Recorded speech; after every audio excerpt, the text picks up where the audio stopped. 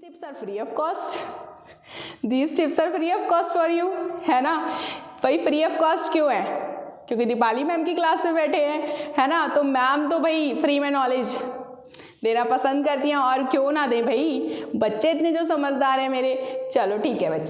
Hey students, this is Deepali Pandey और आप सभी लोग मुझे देख रहे हैं मेरे चैनल अभ्यास इंस्टीट्यूट पर, और हम सभी पढ़ने वाले हैं चैप्टर ग्रेविटेशन।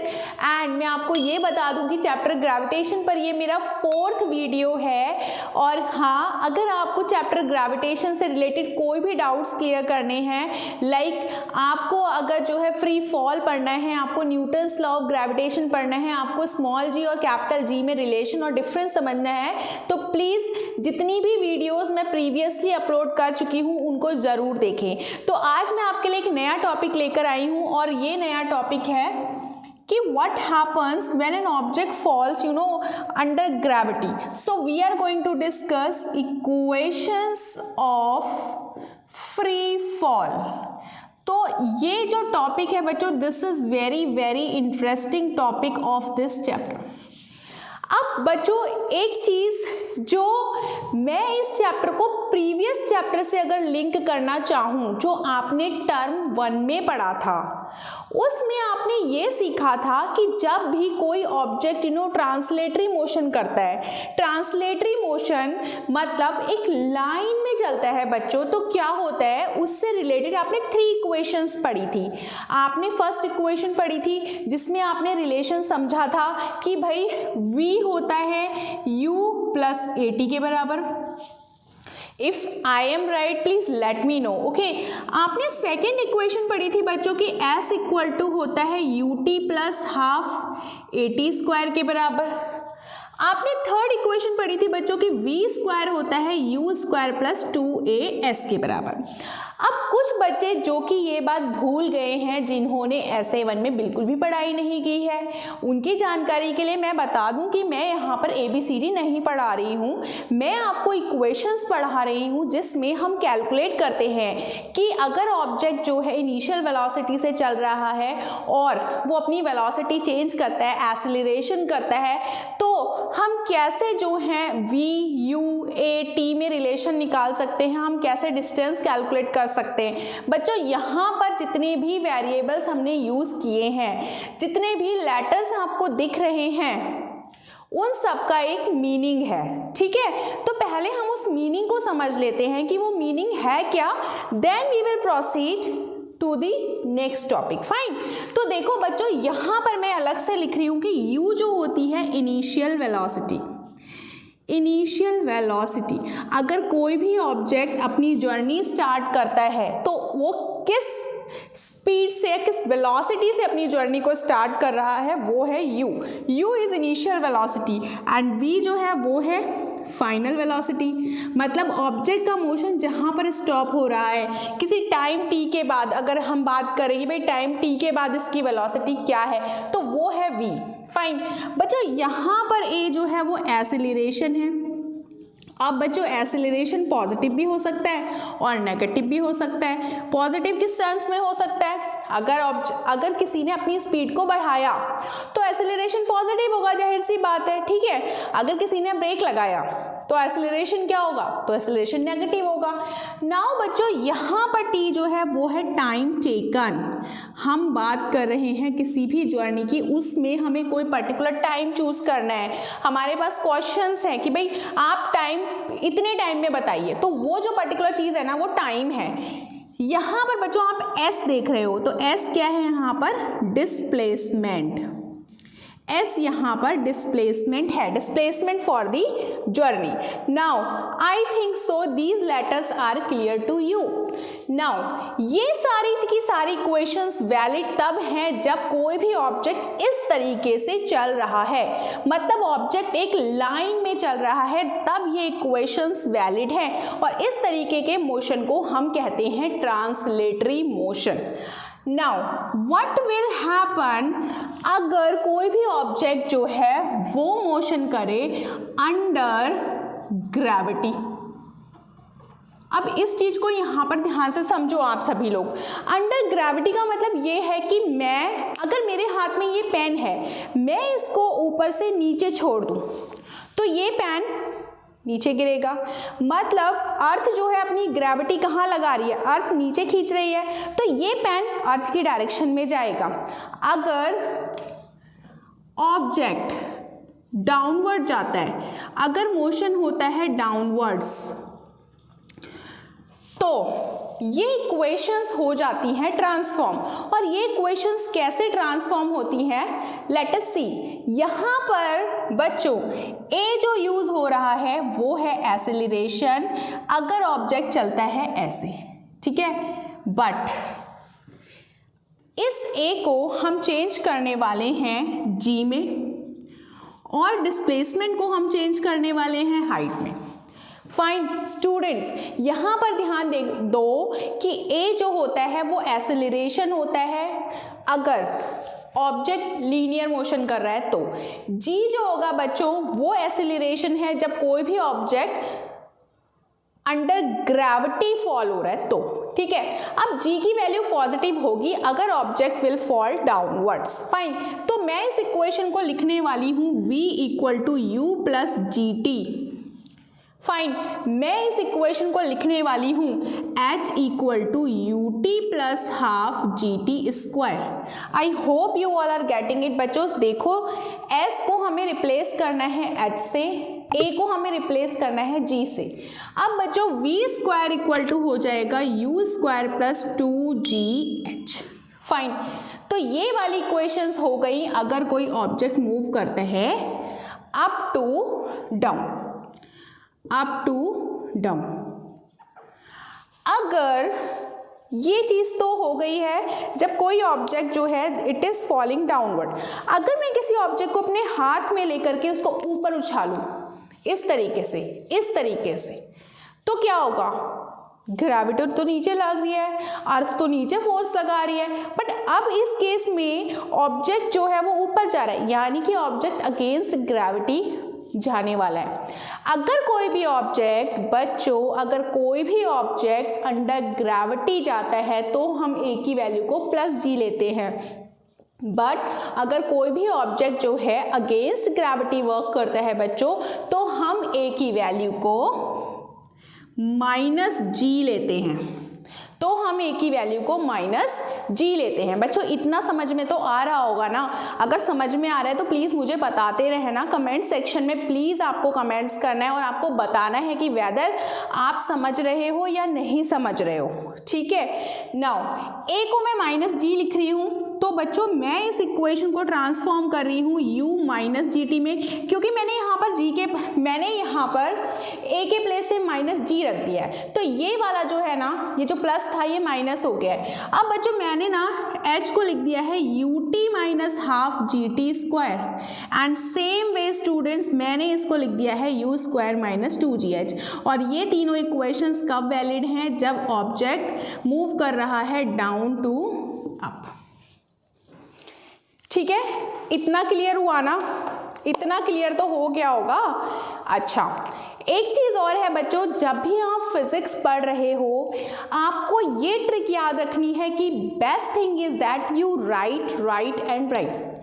ऐसा नहीं होना चाहिए कि आप सोच रहे हो कि मैम मुझे ये समझा दे रही है, मैं नोट डाउन कर लेता हूँ या कर लेती हूँ, बाद में मैं इसको रट्टाफिकेशन करके समझ लूँगी। देखो ऐसा नहीं होने वाला है। अगर आप रट्टाफिकेशन पर फोकस करना चाहते हो ना, तो आप अपने आप को स्ट्रांग नहीं बना पाओगे। यानी कि आप एक ऐसी बिल्डिंग डिज़ाइन कर रहे हो जिसमें आपने बेस तो कुछ रखा ही नहीं है। मतलब कॉन्सेप्ट क्लियर करो बच्चों, कॉन्सेप्ट पे जाओ। क्लास 9th में हम कॉन्सेप्ट्स बनाते हैं एंड देन हमारी नॉलेज इतनी ज़्यादा हो जाती है कि हमें हायर क्लासेस में कैसे भी क्वेश्चंस आ रहे हैं, we are able to do them. हमारे जूनियर्स अगर हमसे चलते फिरते कोई क्वेश्चन पूछ लेते हैं ना, तो we are able to reply them. Fine, तो आपको सेम ऐसा ही करना है, आपको कॉपी और पेन लेकर के बैठना है। फाइन, नाउ स्टूडेंट्स मैंने यहाँ पर ये जो 3 इक्वेशंस थी मैंने उनको कन्वर्ट कर दिया है 3, 6 एंड 9 इक्वेशंस में। But basically because the chapter is related to gravitation, तो इसलिए हम ये वाली इक्वेशंस को यूज करने वाले हैं। नाउ यहाँ पर मैं आपको कुछ टिप्स दे रही हूँ। These tips are free of cost, these tips are free of cost for you, है ना। भाई फ्री ऑफ कॉस्ट क्यों है? क्योंकि दीपाली मैम की क्लास में बैठे हैं, है ना। तो मैम तो भाई फ्री में नॉलेज देना पसंद करती हैं, और क्यों ना दें भाई, बच्चे इतने जो समझदार हैं मेरे। चलो ठीक है बच्चों। तो बच्चों यहाँ पर आपको कुछ टिप्स याद रखने हैं, और वो टिप्स क्या हैं कि कुछ इम्पॉर्टेंट पॉइंट्स, अगर हम किसी भी न्यूमेरिकल को सॉल्व कर रहे हैं तो कुछ सर्टेन बेसिक पॉइंट्स होते हैं जो कि हमें हेल्प करते हैं उससे रिलेटेड न्यूमेरिकल को सॉल्व करने में। फाइन, मैंने माना कि भाई जब किसी ऑब्जेक्ट को मैंने ऊपर से नीचे फेंका, ठीक है, देखो मैंने किसी ऑब्जेक्ट को ऊपर से नीचे फेंका, देखो देखो देखो मैंने फेंका ना, मैंने फेंका किसी ऑब्जेक्ट को नीचे। अगर मैं किसी ऑब्जेक्ट को ऊपर से नीचे फेंक रही हूँ बच्चों, फाइन, तो ऑब्जेक्ट किसी हाइट पर क्या था? ऑब्जेक्ट जो था वो किसी पर्टिकुलर हाइट पर सबसे पहले रेस्ट में था। तो आपको ये याद रखना है कि at the maximum height u जो होगा, जो उसकी इनिशियल वेलोसिटी होगी बच्चों, वो होने वाली है 0। फाइन, अब बच्चों जब ऑब्जेक्ट नीचे पहुंचा एंड नीचे पहुंचा, बिल्कुल नीचे पहुंच गया, तो ग्रेविटी क्या कर रही है? उसको ऑलरेडी अपनी तरफ खींच रही है। धरती माता सबको अपनी तरफ बुला रही है ना। कैसे बुला रही है भैया? जी लगा रही है, स्मॉल जी लगा रही है। अब स्मॉल जी लगा रही है तो भाई उसकी वेलोसिटी तो कंटिन्यूअसली क्या होनी है? बढ़नी है। तो जब भी वो मैक्सिमम मतलब नीचे पहुंचेगा ना ऑब्जेक्ट, तो उसकी जो वेलोसिटी होगी वो कुछ ना कुछ तो रही होगी। ऑब्जेक्ट नीचे उतर रहा है, object is falling down in this case. तो यहां पर जो है ऑब्जेक्ट का जो जी होगा बच्चों, वो क्या लिया जाएगा? जी। तो ये हो गया अप टू डाउन मोशन, ठीक है। तो अप टू डाउन मोशन में जो आपका जी होगा बच्चों, that will be positive. Fine, now दूसरा उदाहरण लेते हैं। आपको देखना है मैं क्या एक्टिविटी कर रही हूँ। मैं एक ऑब्जेक्ट को ऊपर फेंक रही हूँ। अरे ऑब्जेक्ट कहाँ गया? फेंका ऑब्जेक्ट को ऊपर, है ना।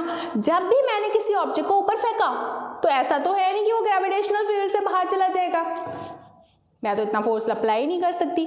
भाई जब मैंने किसी ऑब्जेक्ट को फेंका तो एक पर्टिकुलर हाइट तक वो पहुंचेगा। देखो जब ये यहां तक पहुंचा तो फिर ये दोबारा से नीचे गिरा। मतलब अगर मैं डाउन टू अप मोशन कर रहा हूं किसी बॉडी का, तो वो एक मूवमेंट के लिए ऊपर जाकर के रुकता है, एक सेकंड के लिए ऊपर जाकर रुकता है। तो बच्चों अगर हम किसी ऑब्जेक्ट को यहाँ से यहाँ फेंकते हैं तो इस पॉइंट पर जाकर के उसकी फाइनल वेलोसिटी हो जाती है 0, बट इनिशियल वेलोसिटी कुछ ना कुछ तो रही होती है, क्योंकि अगर हम उसको प्रोजेक्ट करने के लिए वेलोसिटी नहीं देंगे तो ऑब्जेक्ट बिल्कुल भी ऊपर नहीं जाएगा। फाइन, तो भाई ये ध्यान रखो, अगर मोशन अप टू डाउन हो रहा है, ठीक है, डिसेंड हो रहा है, तो उस केस में भाई आपको u0 रखना है, g की वैल्यू पॉजिटिव रखनी है और v की वैल्यू कुछ मत कुछ आने वाली है। भाई एक्सेलरेशन तो हो ही रहा है बच्चों। अगर बच्चों हम किसी ऑब्जेक्ट को डाउन टू अप थ्रो कर रहे हैं, डाउन टू अप, तो डाउन टू अप में आपको ध्यान रखना है बच्चों, g जो है वो -g हो जाएगा और v की वैल्यू 0 होगी और u की वैल्यू कुछ ना कुछ तो होगी ही होगी। एक चीज़ बच्चों जो हमें ध्यान रखनी है इस पूरे प्रोसेस में, वो ये है कि भाई जितना टाइम ना असेंडिंग में लगेगा उतना ही टाइम डिसेंडिंग में लगेगा। मतलब अगर कोई भी ऑब्जेक्ट फ्री फॉल कर रहा है तो जितना टाइम आपने उसको ऊपर फेंकने में दिया है उतना ही टाइम वो नीचे आने में भी लेगा। फाइन, नहीं समझ रहे हो तो फिर हम क्या करेंगे, हम इसको एक डेरिवेशन से समझेंगे। ठीक है, देखो कैसे समझते हैं डेरिवेशन से। मैंने माना कि एक ऑब्जेक्ट यहाँ है और वो नीचे गिरता है। ठीक है, मैंने माना, अभी मैं आपको एक चीज़ बता चुकी हूँ कि भाई जब ऑब्जेक्ट ऊपर से नीचे गिरता है तो इनिशियल पॉइंट पे u वेलोसिटी होती है 0। मान लिया भाई ऑब्जेक्ट जब नीचे आ रहा है तो उसकी वेलोसिटी है v। फाइन, अब बच्चों क्योंकि यहाँ पर g तो है, g तो होगा ही, और g क्या होगा, प्लस होगा, प्लस g होगा, क्योंकि मोशन क्या हो रहा है, डाउनवर्ड्स। मान लिया इसको यहाँ से यहाँ तक आने में, a से b तक आने में उसको टाइम लग रहा है t1। तो we know v equal to u plus gt1। Now यहाँ पर जो u होगा वो होगा 0, तो v equal to 0 plus g T1। यहाँ से T1 की वैल्यू अगर मैं निकाल दूँ तो this will be equal to v over g। Now I have considered that this is equation number 1। Fine, ये किसके लिए है? ये है अगर कोई ऑब्जेक्ट अप टू डाउन आ रहा है तो। फाइन, नाउ हमने माना कि कोई ऑब्जेक्ट जो है वो यहाँ से ऊपर फेंका। फाइन, यहाँ से जब ऊपर फेंका तो मान लिया उसकी वेलोसिटी यहाँ पर u वेलोसिटी से फेंका, और मान लिया जब वो ऊपर गया तो उसकी वेलोसिटी थी v, और v क्या होगी हाईएस्ट पॉइंट पर 0। सेम ग्रेविटी एक्ट करेगी जो कि -g होगी, और मान लिया इस टाइम इसने यहाँ से यहाँ तक आने में टाइम लिया t2, तो v इक्वल टू क्या होगा अब u माइनस gt2। v क्या होने वाला है 0, u कुछ ना कुछ है माइनस GT2।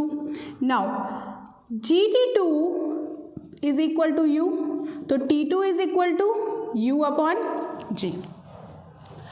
अब बच्चों यहाँ पर देखो कि अगर V और U 0 बराबर है, मतलब यहाँ से यहाँ तक की आने की वेलोसिटी और यहाँ से यहाँ तक जाने की वेलोसिटी अगर दोनों बराबर हैं तो टाइम जो होगा T1 वो किसके बराबर होगा? T2 के बराबर होगा।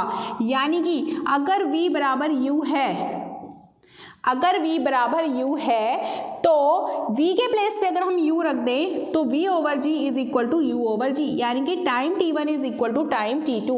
यानी कि जितना टाइम ऑब्जेक्ट ऊपर से नीचे आने में लेगा उतना ही टाइम ऑब्जेक्ट जो है वो नीचे से ऊपर जाने में लेगा, क्योंकि ऑब्जेक्ट सिर्फ और सिर्फ क्या कर रहा है? मोशन अंडर ग्रेविटी कर रहा है।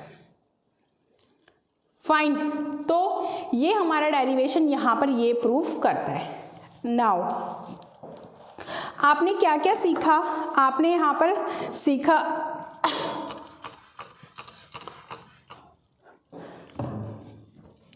अब आपने यहाँ पर ये सीख लिया कि भाई जब कोई भी ऑब्जेक्ट अंडर ग्रेविटी वर्क कर रहा है तो भाई ये सारी चीज़ें होने वाली है।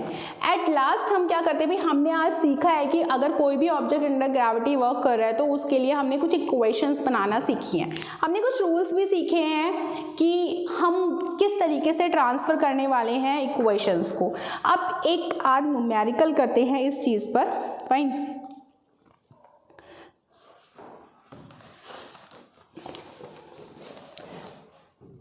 पहला क्वेश्चन हमारा ये कहता है कि a stone is dropped from the top of a tower if it takes 4 seconds to reach the ground. Find the height of the tower.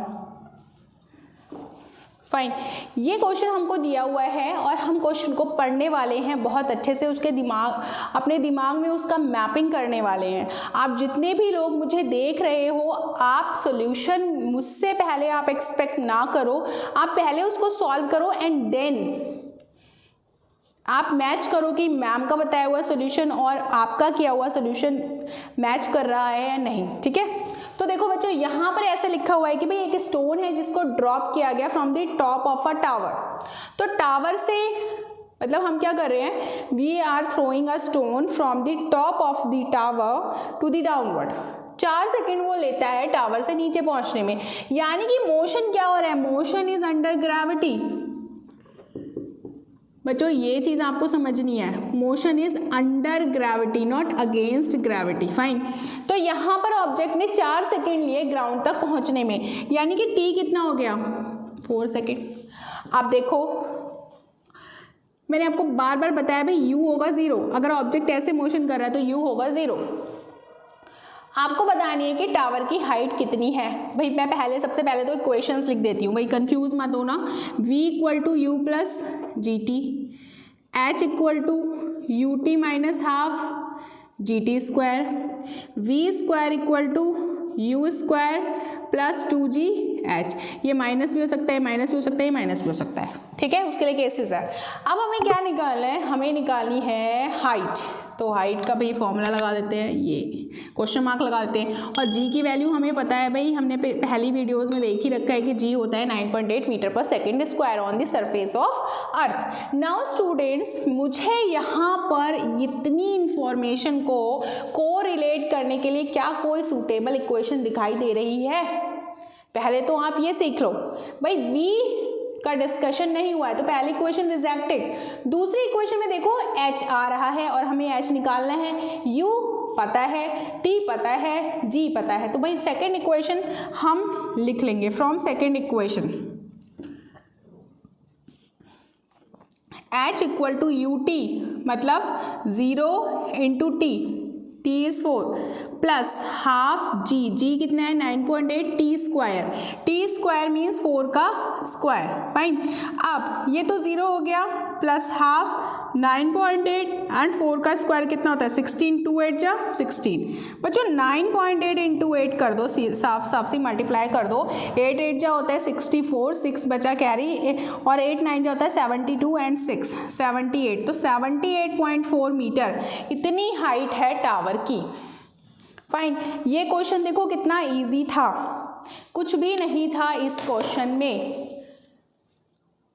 बस क्या करना है, मम्मी बाजार से पनीर लाई है, मम्मी भाई शिमला मिर्च भी लाई है, मम्मी भाई प्याज भी लाई है। मम्मी कह रही है बेटा बताओ मैं कौन सी रेसिपी बनाने जा रही हूँ, क्या मैं कढ़ाई पनीर बना रही हूँ, क्या मैं शाही पनीर बना रही हूँ, या फिर मैं पनीर की भुजिया बना रही हूँ, साथ में काजू भी हैं। सोचो क्या बनेगा भाई, शिमला मिर्च है, प्याज है, पनीर है, तो कढ़ाई पनीर बनेगा ना, शाही पनीर तो बनना नहीं है क्योंकि शाही पनीर में पड़ती नहीं है शिमला मिर्च, है ना। तो सेम वे हेयर आपको सबसे पहले सिलेक्शन करना है फॉर्मूले का।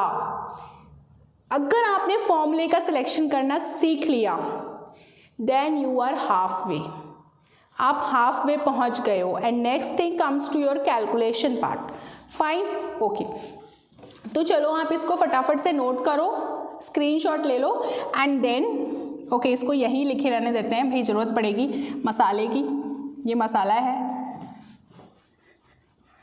ठीक है, मसाले की ज़रूरत पड़ती रहती है, ओके। सो ऐसा मत सोचना कि मैम जो है खाने की बातें कर रही है, भाई खाना खाने जाना है, ऐसा मत करना भाई, पढ़ लेना, खाना खा लेना, आराम से खाना भाई, वीडियो देख करके फिर खाना खाना।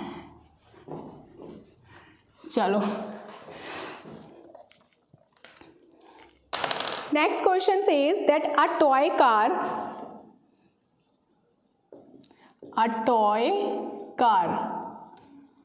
falls to the ground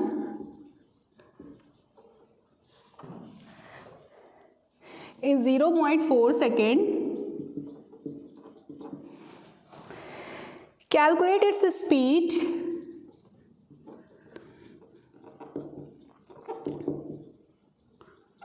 just before striking the ground.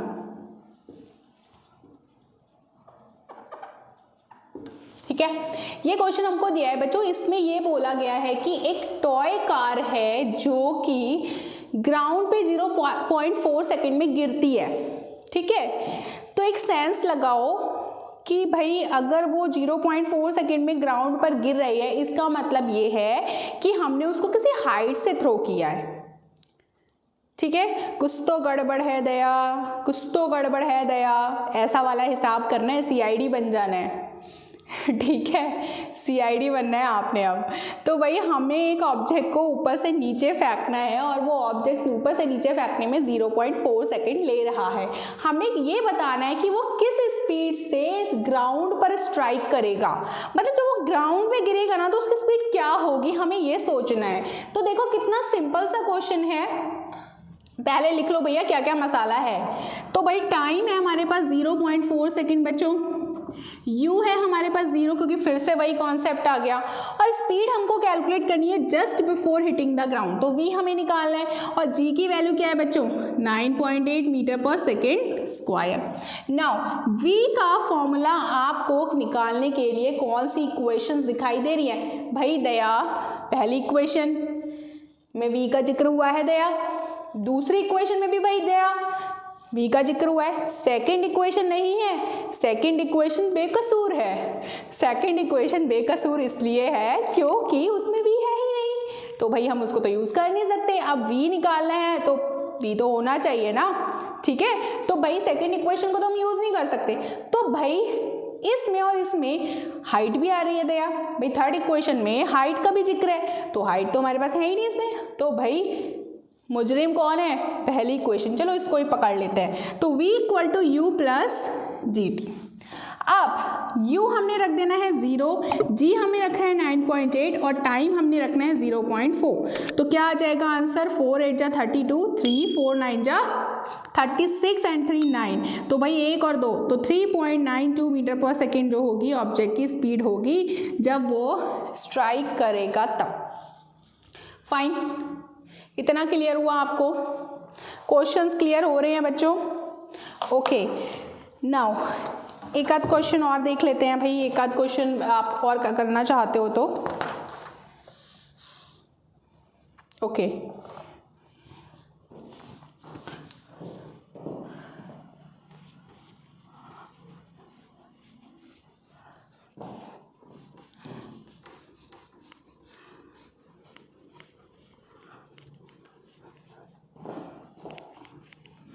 Questions बहुत ज़्यादा हो सकते हैं और भी ज़्यादा क्वेश्चंस हो सकते हैं, बट क्या है कि अगर मैं वीडियो को बहुत लेंदी बना दूंगी तब भी आपको अच्छा नहीं लगेगा, आप बोलोगे कि मैम जो है तब से पढ़ाने में ही है हमें, है ना? अच्छा,